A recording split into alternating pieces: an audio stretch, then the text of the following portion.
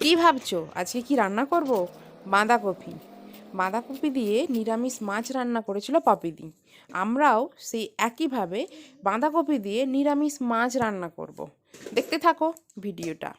সত্যি বলছি, অসাধারণ স্বাদের ছিল পপি দিয়ে সেই নিরামিষ বাঁধাকপি দিয়ে মাছের রান্নাটি। দুর্দান্ত। যদি না করতাম তাহলে জানতেই পারতাম না এত সুন্দরও হয় নিরামিষ মাছ রান্না। দেখো, প্রথমেই বাঁধাকপিগুলোকে সরু সরু করে কেটে নেওয়া হয়েছে। এরপর আলু কাটতে শুরু করে দিয়েছি। আলুর খোলা ছাড়িয়ে আলুগুলিকে ঠিক ভাজা ভাজা করার মতো যেমন গোল গোল করে কাটে সেরকমভাবে গোল গোল করে কেটে নিলাম। দেখতে থাকো। এরপরে আমরা কি করি, বাঁধাকপি আর আলু তৈরি। এবার ঝটপট ঝটপট ঝটপট করে টমেটোটাকে গ্রাইন্ড করে নেব। ও, আপনারা ভাবছেন না মিক্সার গ্রাইন্ডার কোথায়? না না, আমাদের মিক্সার গ্রাইন্ডার নেই। আমরা এই যে দেখতে পাচ্ছেন কুড়ুনিটা, ওই কুড়ুনির সাহায্যেই টুকটুক টুকটুক টুকটুক টুকটুক করেই তাড়াতাড়ি চটজলদি টমেটোটাকে মিক্সিতে কুড়ে নেব। মিক্সি আমাদের ওটাই, আমাদের এটাই মিক্সি। দেখুন আপনারা কত সহজেই টমেটোর খোসা বেরিয়ে এসেছে, টমেটোটা অনেকটি পিউরি হয়ে গেছে। এরপর দেখা যাক কি হয়, কি করি, চলুন দেখে নিই। টমেটো পিউরি পুরো রেডি। এবার তাড়াতাড়ি চুকচুক চুকচুক চুকচুক করে ধনেপাতাগুলো কেটে নিলাম। দেখুন ধনেপাতা কাটার কি স্পিড, দেখতে পাচ্ছেন ধনেপাতা পুরো রেডি। এবার চলুন রান্না করা যাক, খেয়ে বলবো কেমন হয়েছে। কড়াইতে জল গরম করার জন্য কড়াইতে জল দিয়ে দিয়েছি। উমা উমা উমা, পেছনে আবার উনুন ধরানো চলছে। উনান কিছুতেই ধরছে না ধরছে না ধরছে না, তার জন্য দূর দূর দূর দূর দূর দূর করে জাল দেওয়া হচ্ছে। অবশেষে উনান ধরলো। দেখতে পাচ্ছ উনানের আগুনের আঁচ ফাঁক দিয়ে বেরিয়ে এসেছে, কড়াইয়ের পেছন থেকে উকি মারছে। এবার top top top top top top করে আলুগুলো দিয়ে দিলাম সিদ্ধ করার জন্য। আলুগুলো জলে দিয়ে দিয়েছি। এবার একটু নুন দিয়ে দিলাম। নুন দেওয়ার পর একটু নাড়াচাড়া নাড়াচাড়া করে ঢাকা দিয়ে দিলাম। ওরে ওরে, তোরা একটু কম আগুন জ্বালারে। এবারে একবার ঢাকনা খুলে দেখে নিই আলুটা সিদ্ধ হয়েছে কিনা। দেখতেই পারছো ঢাকনা খুলোর সাথে সাথেই ধোঁয়া বেরিয়ে আসছে, আর আগুনের আঁচও প্রায় কোণাটা টপকে বেরিয়ে আসছে। দেখছি নাড়াচাড়া করে আলুটা সিদ্ধ হলো কিনা। আর একবার সিদ্ধ করার জন্য আরেকবার ঢাকনাটি খুলে দেখে নিই আলুগুলো সিদ্ধ হয়েছে নাকি। আলুগুলো টিপে টিপে দেখলাম, হ্যাঁ, প্রায় 90% সেদ্ধ হয়ে গেছে।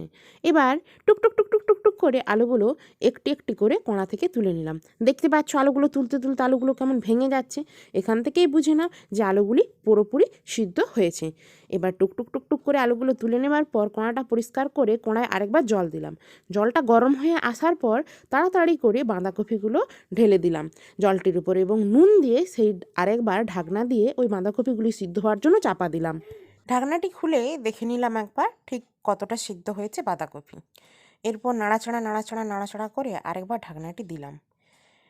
কিছুক্ষণ বাদে ঢাকনাটি আবার একবার খুলে নিলাম এবং দেখলাম বাঁধাকপিটা প্রায় সিদ্ধ হয়ে আসছে, প্রায় নামানোর পর্যায়ে পৌঁছে গেছে। এবার যেহেতু জল রয়েছে সেহেতু বাঁধাকপিটাকে ছেঁকে নিলাম একটুখানি। দেখতে পাচ্ছ বাঁধাকপি প্রায় ছেঁকে নিয়েছি। বাঁধাকপি আর আলু সিদ্ধ করে নিয়েছি। এবার বাঁধাকপিটি আলুর সাথে বেশ ভালোভাবে চটকে চটকে মাখতে হবে। মাখতে শুরু করে দিয়েছি। দেখো কেমনভাবে মেখে নিচ্ছে।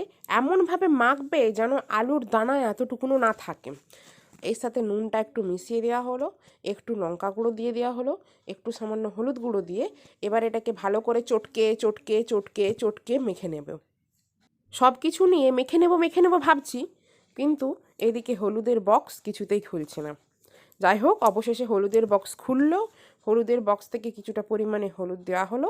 এরপর একটু সামান্য জিরে গুঁড়ো মিশিয়ে নেওয়া হচ্ছে।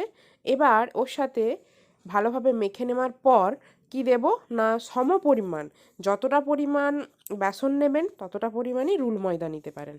পপিদি অবশ্য বলেছিল রুল ময়দার পরিবর্তে আপনারা কর্নফ্লাওয়ার বা চালের আটাও ব্যবহার করতে পারেন, কিন্তু আমরা এখানে রুল ময়দাই নিয়েছি।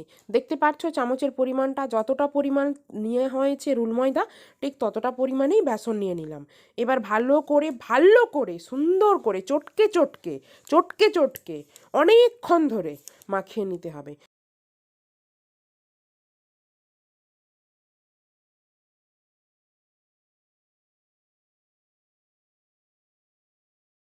এটিকে ভালোভাবে মাখিয়ে নিতে হবে। দেখতে পাচ্ছ ভালোভাবে মাখিয়ে নিচ্ছে আমরা। ততক্ষণ পর্যন্ত মাখবো যতক্ষণ পর্যন্ত আলুর দানাগুলো প্রায় মিশে আসছে। এরপর যখন মাখানো রেডি হয়ে যাবে তখন হাতে সামান্য পরিমাণ তেল মেখে নিয়ে এবং যেই পাত্রে রাখবো সেটাতেও সামান্য পরিমাণ তেল মাখিয়ে নেব।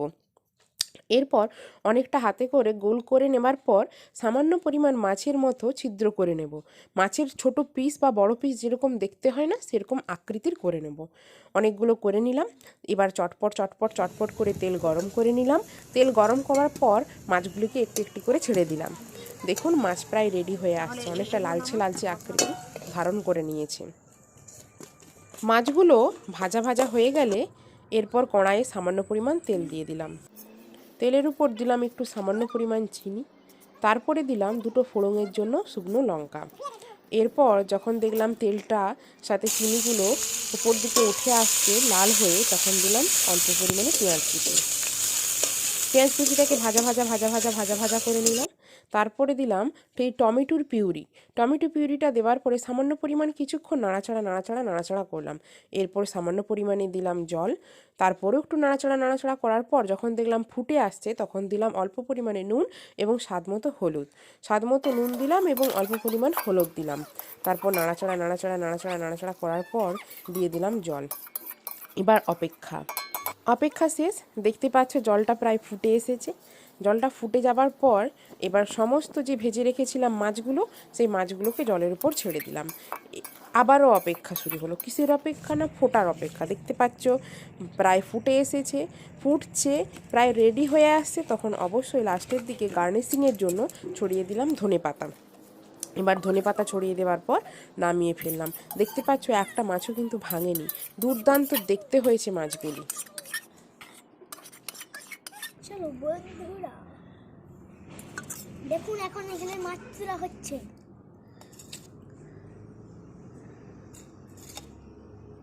দেখুন একটা মাছ তুলে নিয়েছি, একটু গ্রেভিও তুলে নিলাম। এবার টেস্ট করার পালা। ভালো হয়েছে মাছটা। ঠিক আছে। সত্যি কথা বলতে কি টমেটোর পিউরিটা দারুণ টকটক ছিল, যে কারণে এই মাছের যে রেসিপিটা বানিয়েছিলাম না, অনেকটা বেশ সুন্দর, অত্যন্ত টকটক টকটক স্বাদ দিচ্ছিল, যে কারণে মুখের এক্সপ্রেশন দেখেই বুঝতে পারছো যে এটা ঠিক কতটা স্বাদের ছিল। আমি তো বলবো অনন্য স্বাদের ছিল, দুর্দান্ত। ঠিক টক ঝাল মিষ্টি